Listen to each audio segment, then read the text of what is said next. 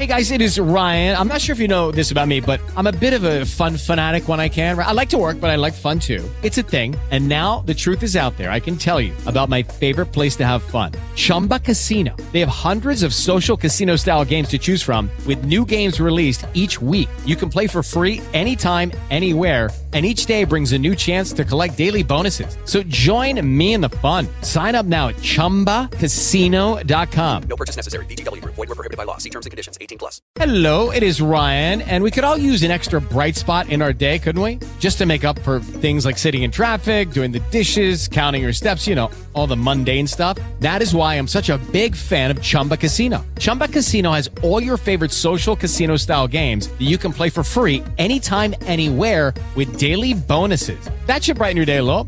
Actually, a lot. So sign up now at ChumbaCasino.com. That's ChumbaCasino.com. No purchase necessary. VGW Group. Void where prohibited by law. See terms and conditions. 18+.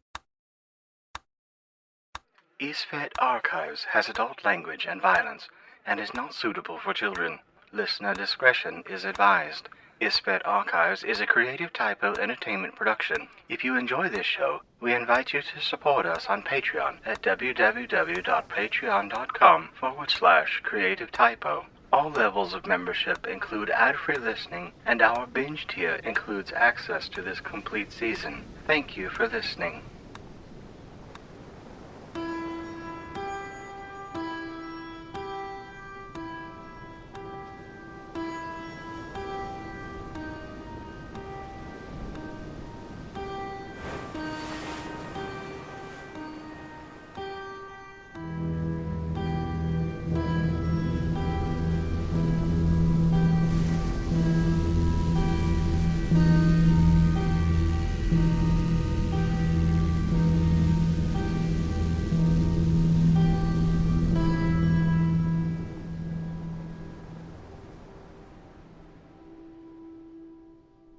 Chapter 2. The Guide. The EastVet archives detail records of EastVet events and anomalies associated with each event. These archives have been observed, recorded, and housed by chroniclers. To preface each historical record, a list of warnings and observations regarding anomalies will be displayed. Observation 1 from the EastVet archives. An anomaly is a supernatural focal point for EastVet. EastVet, otherwise known as Chaos, is a raw, destructive power that only becomes stronger as the anomaly ages.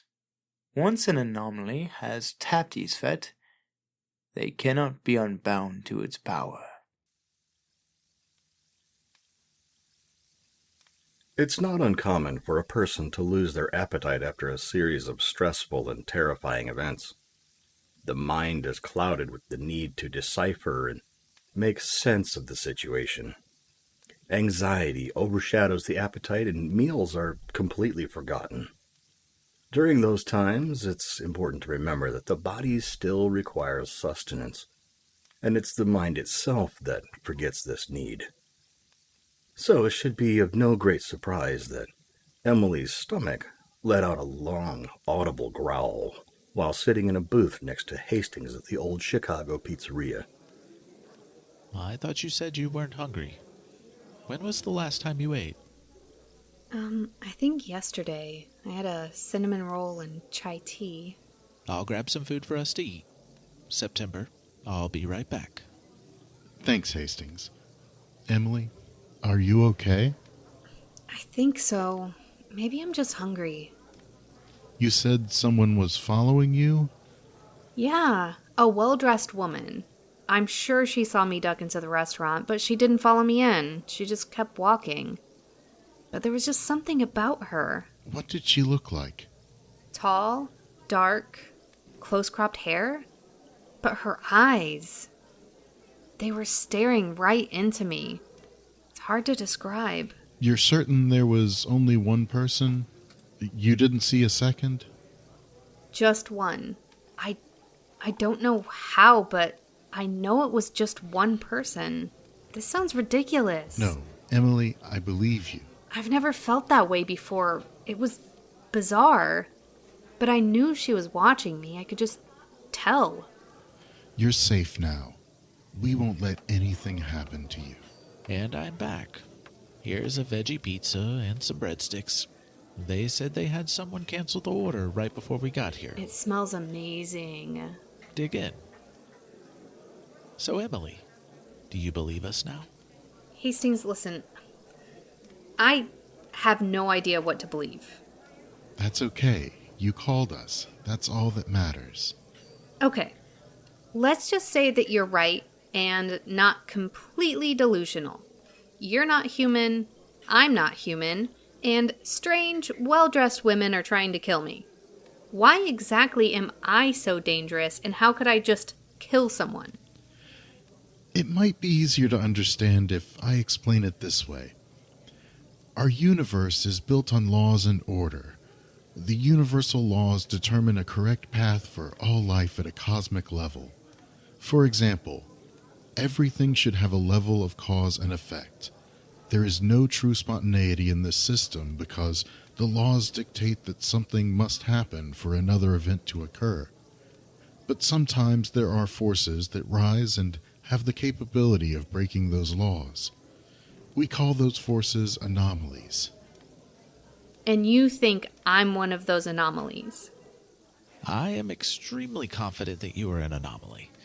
I am not certain if you are beginning to tap your Isfet or if everything around you is simply coincidence at this point. Isfet? What are you talking about? What's an Isfet? Isfet is what we call the chaos. It's a force that lives outside the boundaries of universal law. It's what makes you so dangerous. Anomalies are the embodiment of chaos. That's a theory prematurely adopted by the Guides. September's order. That's not a proven fact. It could be that anomalies simply attract chaos and create larger chaos events, making it more noticeable. Maybe there are micro-events around us all the time, and the issue occurs when enough Isfet is attracted to an anomaly, that a catastrophic event occurs. Hastings, keep it simple. We don't need to confuse Emily any more than she already is. Okay, go back to the order thing. What is your order, September? I'm a guide. I come from an order called Casa dos Guia. Guides show up to help people cross over at the time of their death. We do not attend every death, but any death where someone would die alone, we are there to comfort them. There are many legends that come from guides. Sometimes history refers to them as guardian angels or sometimes the Grim Reaper. Almost every culture in history has a legend regarding guides.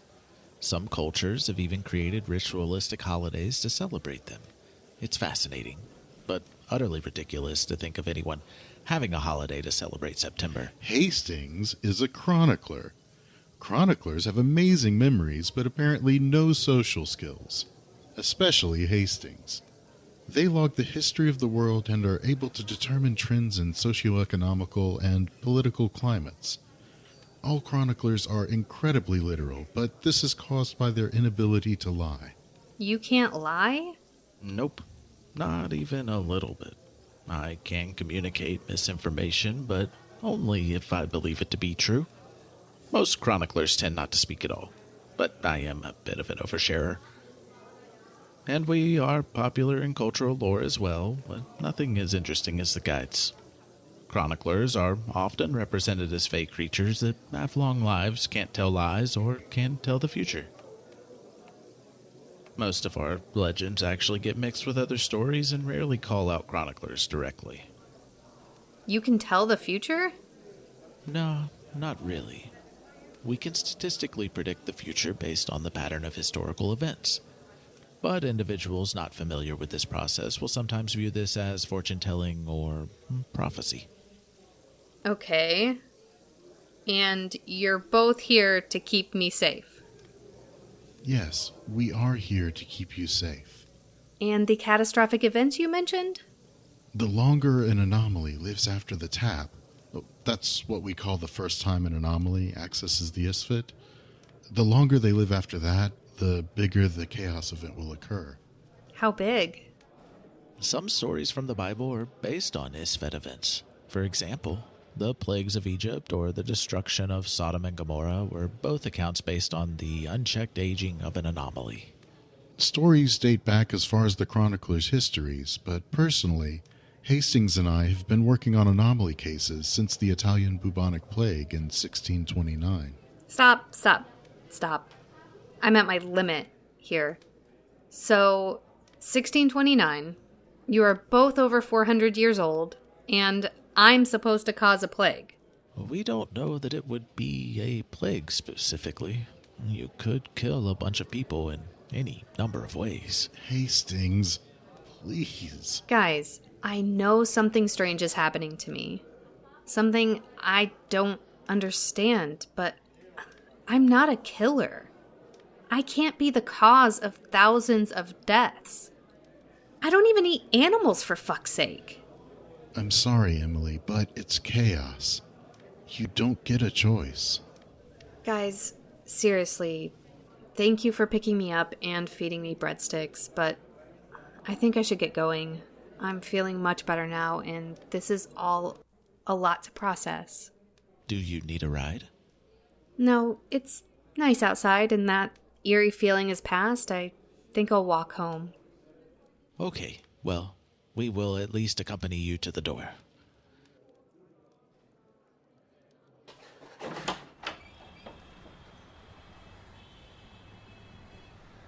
Sunshine from a cloudless sky greeted the three as they left the pizzeria. It was still early in the afternoon, so the streets were busy, but not overly crowded. Emily exchanged cordial, yet somewhat awkward goodbyes with September and Hastings. Sam had been right when he had said that they were her new friends. While she had become very close to the pair over the last 6 months, the fact that they had been manipulating her had quickly broken her trust and driven a wedge into their friendship. Emily was torn by their betrayal and their continued efforts to protect and believe her. Furthermore, she couldn't bring herself to believe what they had been telling her, regardless of the dreams and eerie feelings that had arisen over the last 24 hours. With her head full of peculiar thoughts and her belly full of breadsticks, Emily turned from Hastings in September to make her way home. Before she could take her first step, however, Emily cried out in shock. There, not 50 feet away from her, stood the thief from the day before. The skinny young man wore no hoodie today and appeared to be walking with friends. To Emily, his face was unmistakable. The traffic was light enough that everyone could hear Emily's shout, and the entire group of people turned their attention to her. Stunned, Emily stood still with her jaw open and her eyes wide as the thief looked her up and down, trying to remember how he knew her. Realization set upon him at the same moment as the paralysis faded from Emily. Emily took in a deep breath and was about to call out again when a bright blue light as thin as the handle of a coffee mixing spoon shot out from the thief and spanned the distance to her chest. Shocked not only by the visual of a magic blue line shooting directly into her, but also by the warmth and comfort that accompanied the impact, Emily couldn't voice her panic a second time. Her eyes traced the blue line from her chest back to the thief. He too was frozen, but only for a moment. With recognition and terror in his eyes, the thief turned to flee. He managed to take 2 steps from the sidewalk and into the street when a truck laid on its horn. His friends screamed something in his direction, but it was too late. The truck slammed into the thief, tossing the kid to the ground with a large crunch. More screams. Time slowed to a near halt as September made his way through the crowd and to the street where Nathan Price lay bloodied and broken. The young man had sustained more than one mortal injury, and internal bleeding occurred in several locations.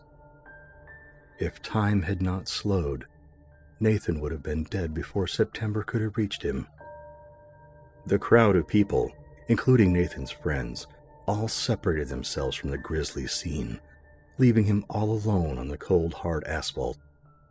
The guide finished making his way to the young man, knelt down next to him, and gently held his hand. To Nathan, September would not look like a dapper middle-aged man. Instead, September would take on the visage of a loved one, someone close, The blood began to fill Nathan's lungs.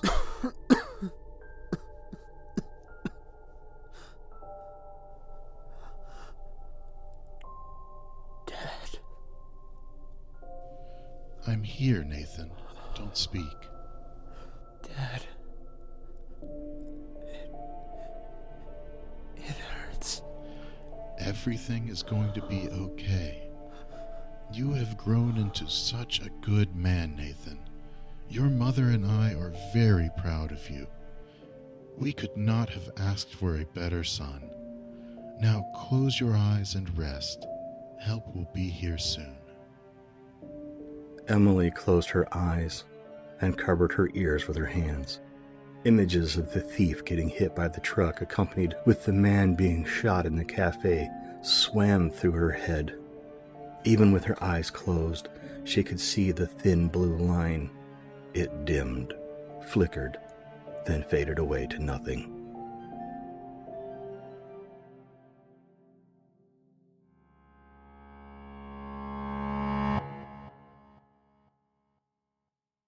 Lucky Land Casino, asking people, what's the weirdest place you've gotten lucky? Lucky? In line at the deli, I guess? Aha, in my dentist's office. More than once, actually. Do I have to say? Yes, you do. In the car before my kids' PTA meeting. Really? Yes. Excuse me, what's the weirdest place you've gotten lucky? I never win and tell. Well, there you have it. You can get lucky anywhere, playing at LuckyLandSlots.com. Play for free right now. Are you feeling lucky? No purchase necessary. Void where prohibited by law. 18 plus. Terms and conditions apply. See website for details.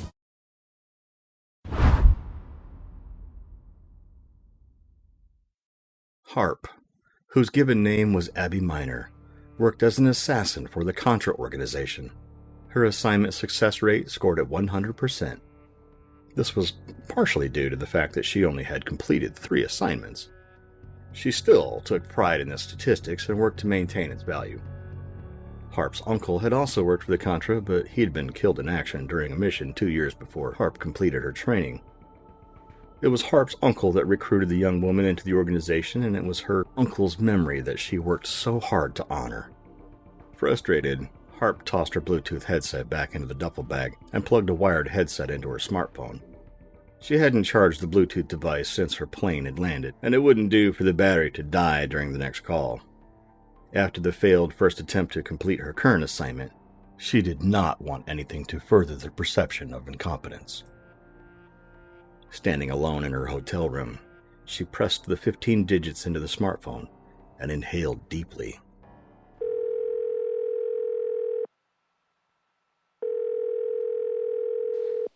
TCO Cleaning Supplies. How may I direct your call? This is Contractor Harp with an update on the current project. Please proceed with your update. When I arrived at the meeting to discuss negotiations, I discovered September and Hastings with my prospect. I still attempted to make the deal, but after negotiations turned sour, I left the meeting to contact you for guidance. September and Hastings, you say? Yeah, my project team was informed to report back if those 2 were discovered in any contract dealings. You are right to do so. How would you like me to proceed with negotiations? Management would like you to proceed with caution. We do not know how invested September and Hastings are with the client, and management would like to review any information you uncover going forward. Understood. Management also says you are to proceed with the negotiations as you see fit. You are to secure the prospect at all costs. Understood. And Harp, it's been quite some time since we've seen Hastings and September, so don't fuck this up. Understood. Sometime later, at the Chicago Police Department. Emily, how you holding up? Hi, Detective Bullard. I'm okay, I guess. It's just George. I'm sure that was quite a shock. Your last 2 days have been unimaginable.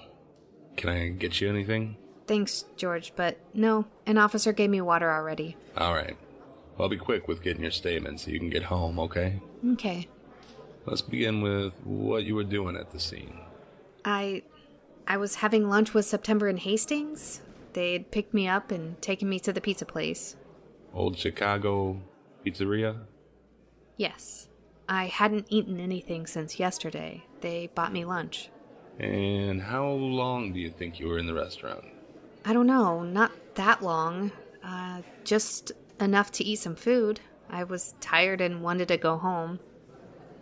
And when you left the restaurant, what happened? When I was walking out, I saw the man from yesterday.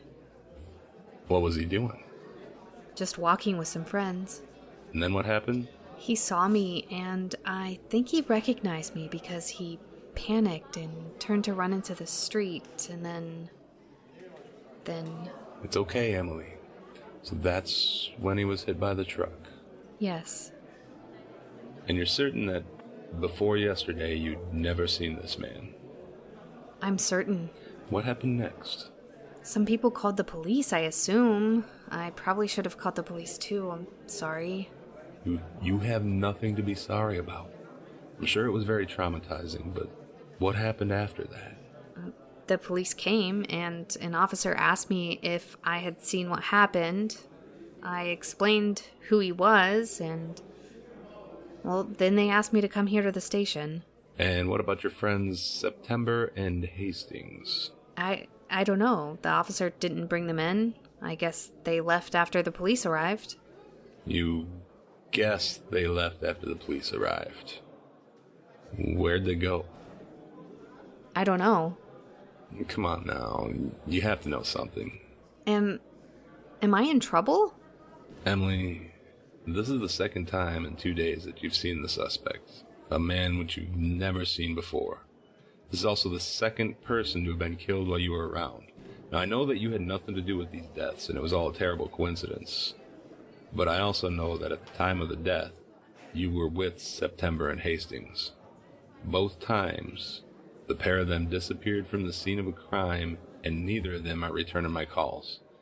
Now, I'm not saying your friends are connected or guilty in any way, but I would like you to tell me where they went and why they left the scene.